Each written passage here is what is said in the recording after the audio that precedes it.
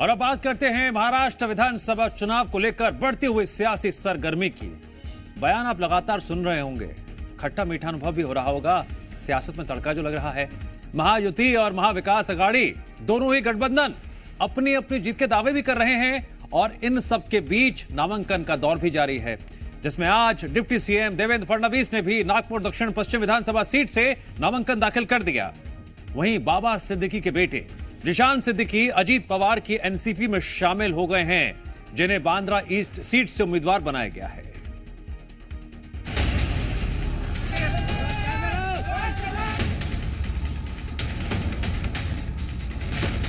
महाराष्ट्र विधानसभा चुनाव के लिए शुरू हुए नामांकन के दौर के साथ ही वहां सियासी शंखनाद का ऐलान भी हो गया। महायुति और महाविकास अघाड़ी दोनों ही गठबंधन अपनी अपनी जीत के दावे कर रहे हैं।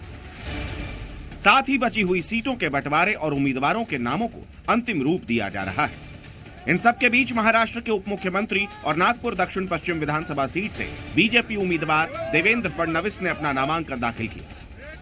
नामांकन दाखिल करने से पहले उन्होंने केंद्रीय मंत्री नितिन गडकरी के घर जाकर उनसे मुलाकात की, जहां उनके परिवार ने तिलक लगाकर आरती की और नामांकन के लिए आशीर्वाद दिया। इसके बाद देवेंद्र फडणवीस नामांकन के लिए गए, जिसमें उन्होंने पहले रोड शो करते हुए एक तरह से अपना शक्ति प्रदर्शन किया।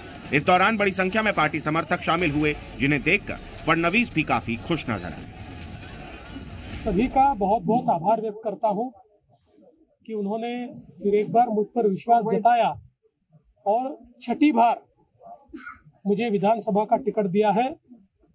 महायुति की सरकार फिर एक बार महाराष्ट्र में आएंगी।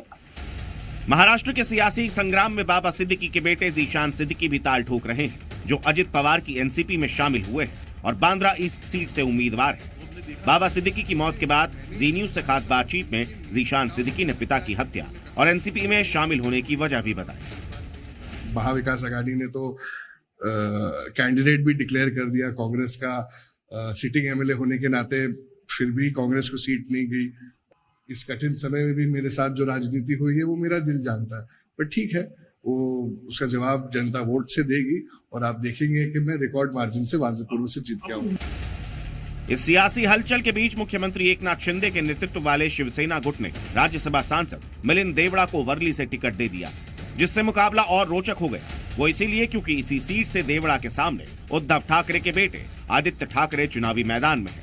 देवड़ा के नाम का ऐलान आदित्य ठाकरे के नामांकन दाखिल करने के एक दिन बाद हुआ। मिलिंद देवड़ा फिलहाल राज्यसभा सदस्य हैं और दक्षिण मुंबई से 3 बार सांसद रह चुके हैं। मुंबई से अंकुर त्यागी के साथ ब्यूरो रिपोर्ट, जी मीडिया।